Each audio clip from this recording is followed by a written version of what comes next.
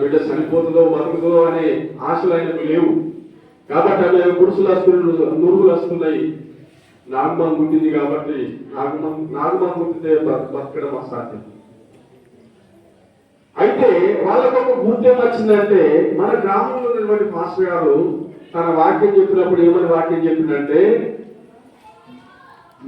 నాగమాను ఎత్తి పట్టుకుంటారు, మరణకాలమైనటువంటిది ఏది తాగిన మీకు హాని చేయదు, రోగుల మీద చేతులు ఉంచినప్పుడు వారు స్వస్థత పొందుతారు అని సువర్తమానం చెప్పినటువంటి అయ్యగారు మరి మన ఊరికి ఎంత దూరాన్ని ఉన్నాడు. మరి ఆయన దేవుని సేవకుడు కదా, మరి ఆయనను పిలిపించి ఆయన దగ్గరికి వెళ్ళి మనము ప్రార్థన చేయించుదామని చెప్పి వాళ్ళకు ఒక ఐడియా వచ్చింది. బండి కట్టుకున్నారు, పెద్ద బండి ఉన్నది, బండి కట్టుకొని ఆయన బండి వేసుకొని ఆయనకు నురుగులు వస్తున్నాయి.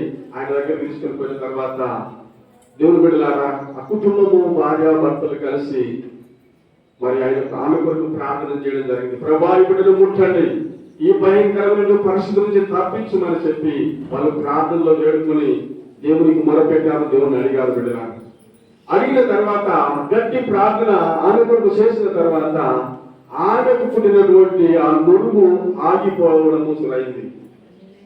ఆమెకు పుట్టినటువంటి ఆ పాము పుట్టింది కాబట్టి ఆ నురుగులన్నీ కూడా ఆగిపోతున్నాయి. వాళ్ళు ప్రార్థన చేస్తున్నారు, కనీరు ప్రార్థన చేస్తున్నారు.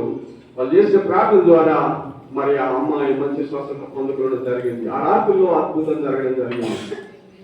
బిడ్డలారా మన దేవుడు, నేను ఎందుకు చెప్తున్నానంటే ఈ మాట, మన దేవుడు అద్భుతం చేసే దేవుడు, మన దేవుడు ఆశ్చర్య కార్యం జరిగించే దేవుడు, మన దేవుడు మన పట్ల తన శ్రద్ధను చూపుతాడు. మన దేవుడు మనల్ని ఎడవడు, మన దేవుడు మనల్ని ఎడపాయాడు. మన పితరులకు తోడున్నటువంటి దేవుడు మనకు తోడుంటాడు, మనకు అండగా ఉంటాడు, ఆయన కొండగా ఉంటాడు, ఆయన కోటగా ఉంటాడు. బిడ్డలారా దేవుడు ఎప్పుడు కూడా తన బిడ్డలను విడవడని ఎడబాయడని ఆయన సన్నిధి ప్రత్యేకంగా మనతో ఎల్లప్పుడూ ఉంటుంది అన్న సంగతి ఎవరు కూడా మర్చిపోవద్దని నేను మీకు తెలియపరుస్తున్నా.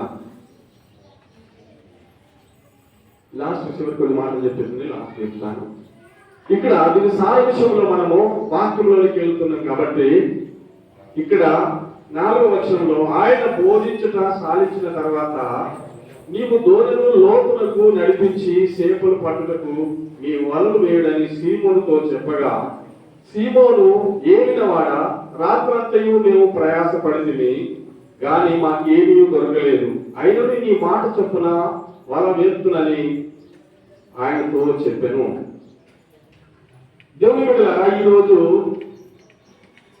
మరి మనము చాలా జాగ్రత్తగా దేవుని వాక్యము వినాలి.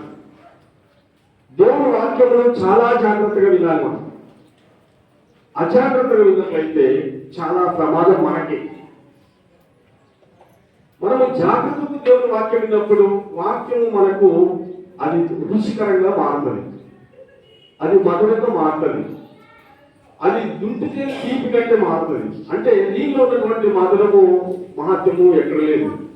ఇక్కడ వాక్యము ఇక్కడ పేతురు గురించి, యోహాను గురించి, అంద్రయ్య గురించి, యాకోబు గురించి, బైబిల్ ఉన్నటువంటి శిష్యుల గురించి కొన్ని మాటలు మీకు తెలియపరిచేది ఏంటంటే, యేసు ప్రభు చనిపోయిన తర్వాత యేసు ప్రభు ఉన్నంత కాలము యేసు ప్రభుతో తిరిగారు, యేసు ప్రభుతో ఉన్నారు, యేసు ప్రభుతో తిన్నారు, యేసు ప్రభు ఎక్కడ అనుకుంటే అక్కడ అనుకున్నారు.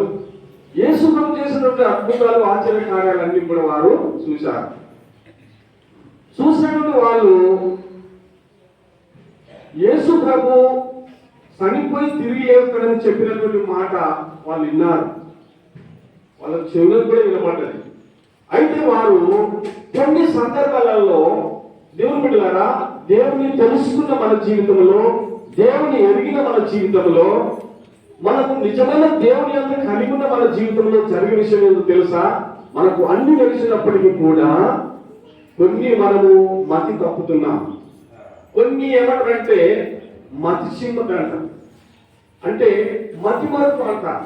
అంటే మనము దేవుని వాక్యము తేటగానే చెప్తున్నది, దేవుని వాక్యము సరిగానే మనకు బోధిస్తున్నది, దేవుని వాక్యము సరైన మార్పులను నడిపిస్తున్నది, దేవుని వాక్యము చక్కగా తన గమ్యంలో నేను నడిపిస్తున్నది. కానీ మనము మతి తప్పిపోతున్నాం, మనం ఎదురుగానే పొరపాటు చేస్తున్నాం.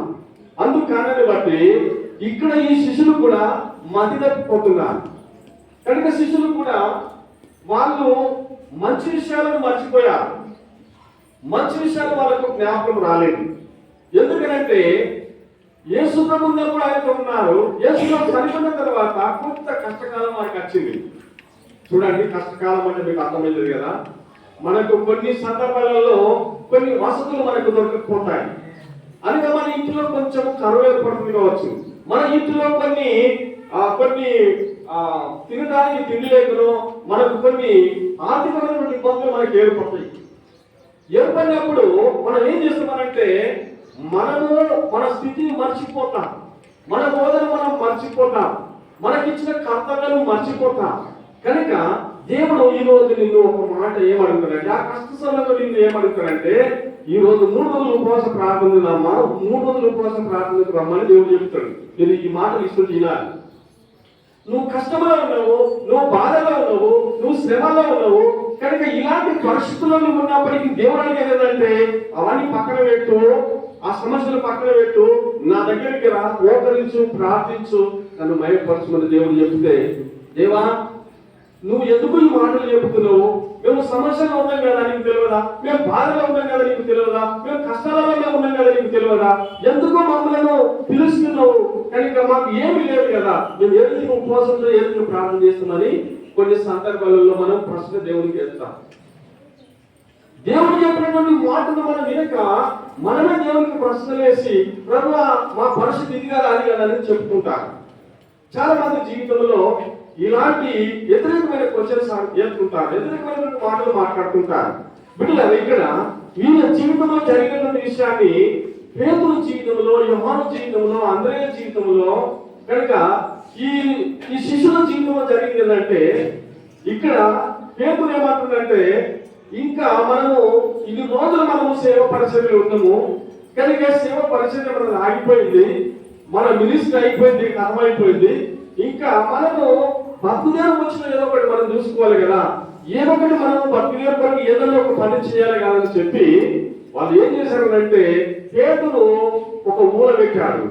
పేతురు ఏమన్నాడంటే, చేపలు పట్టడానికి వెళ్ళుదామిగా, చేపలు పట్టుకుంటే మన జీవనోపాధి గడుపుతుంది, చేపలు పట్టుకుంటే మన కుటుంబం బతుకుతుంది, మన కుటుంబం మన మీద ఆధారపడుతుందని చెప్పి పేతురు అనుకున్నాడేమో.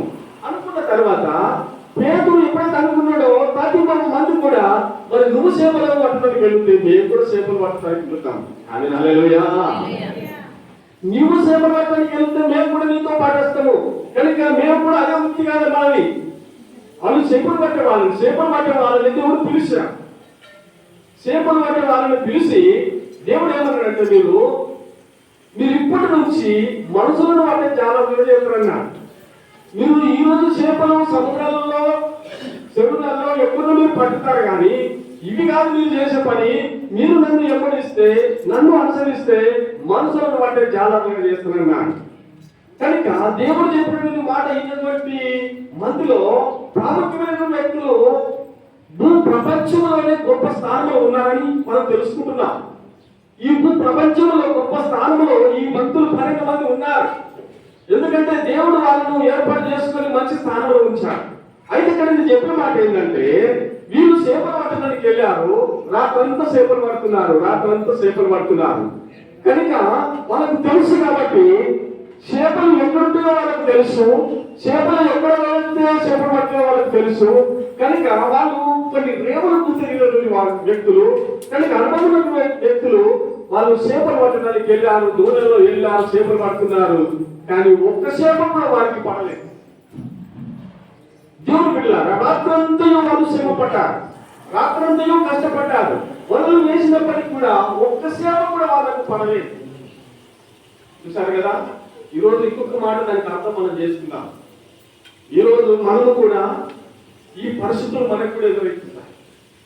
మనము మీకు ఇంకో మాట చెప్పాలంటే, ఈ బైబిల్ చదివితే బైబిల్ భోజనం పెడుతుందని చాలా మంది అంటారు. ఈ బైబిల్ చదివితే ప్రార్థన చేస్తే మరి ఈ బైబిల్ వాక్యం మనకు భోజనం పెడుతుందని చాలా మంది అంటారు. దేవుని మందిరంకి వెళ్తే, దేవుని మందిరంలో గడిపితే మన జీవన పని గడుపుతుందా అని చాలా మంది అంటారు. దేవుని బిడ్డలారా, ఈ బైబిల్ని అనుసరించిన వారు, బైబిల్ను ప్రేమించిన వారు, వాక్యానుసరించి నడిచినటువంటి వారందరికీ దేవుడు భోజనం ఇస్తున్నాడు. అందరిని దేవుడు బతికిస్తున్నాడు.